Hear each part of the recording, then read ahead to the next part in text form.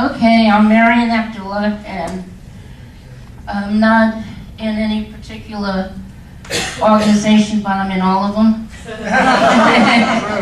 And I'm a member of Pride, San Francisco Pride, and I really appreciate the elder space that they supply to us with booths and shade. That's important, shade, because a lot of the seniors are on medication and cannot be in the sun and need a lot of water. And since we have to drink a lot of water, we need those porta potties that are accessible porta potties, not the little ones. We need the accessible ones because a lot of the seniors and disabled are in wheelchairs and can't get into the little ones. And we need one of the volunteers or some of your volunteers to keep it clean. One of the problems is seniors can't stand up to use a porta potty, a lot of them, or disabled people, and they must sit on the seat, and sometimes it's really gross, as you know, how the porta potties get. So we need volunteers on the staff to keep them clean and furnished with toilet paper. And I have fun at the Pride parade myself. I used to march in it years ago, so those days are gone. Then I rode on the cable car, and now I can't get up the stairs, so I'm hoping this contingency will work out where we have a wheelchair contingency of disabled people and seniors who can't walk the parade.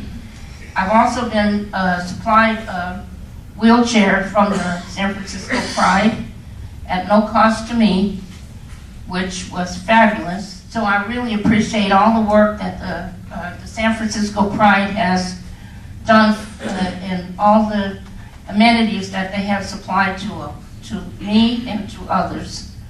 And like somebody on the panel just said, to get the word out, a lot of seniors don't know what's available to them.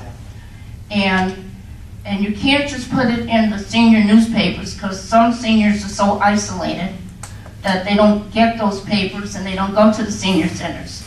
So how do we reach LGBT seniors? You can put public service announcements on the TV. You can put them in the calendar in the newspapers and somehow get the word out. And so the seniors can come out more. Because I like to get out, and I used to be a party animal, and I still got a lot of that in me. But, so think about not just the Pride, but think about in your town, wherever you're from, go to the senior centers and see for yourself, hands-on, what seniors need. I think that's important. So you know exactly what you're dealing with. And you're not guessing at things. And I'm not one for being out front. I like to be behind the scenes. I'm a behind the scenes worker, and we need people like that. I'd just like to say that New Leaf Outreach to Elders serves about 400 seniors a month. And in San Francisco, there are 25,000 LGBT seniors. So that's the estimated count right now. And we're only reaching 400. So they're out there. You just have to find them.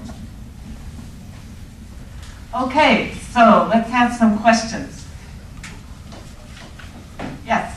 I hear you speaking a lot about actual senior centers, which I'm guessing those aren't places where people are actually living.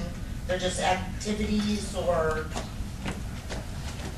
Yeah, I can address that. No, nobody lives at our place. It's just a social recreation center. So are there actually any housing developments or anything that are specifically set up for gay and lesbian, transgender seniors? There's actually only one in the East Bay right now, and it's extremely expensive.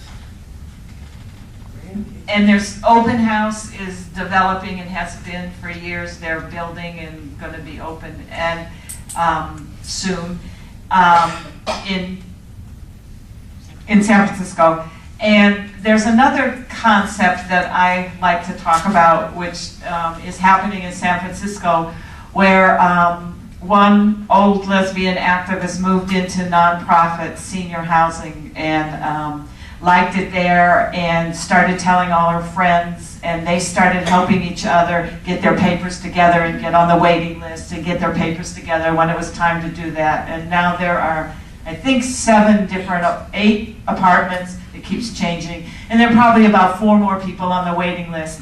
And so they have affordable housing, and they're building a community, and they support each other, and they have book clubs and quilting clubs and gardening and all, you know, a quality of life that they didn't have to build the building. The building was there. Do you want to add something about it? Polly Taylor is the person who moved into Coleridge first, and she spread the word, and one by one they got in there, and so they really are supportive of one another. It's wonderful. There's, I think, 5 women and 3 men, so they have built a real community, and that's the key, is helping our seniors to build community. It's very important. Most of our seniors live isolated. They're afraid to get into groups. They're afraid to move outside their room sometimes. Fear of the streets, fear of whatever. They live with a lot of fear. There's a lot of grief among seniors, because not just because they're losing their friends, but because they're losing their abilities. So you have to find a way to help them overcome that grief around their own losses of their own abilities to do things. New Leaf Outreach to Elders has 24 different programs a month, 52 meetings a month. We have programs, I started a game day. We do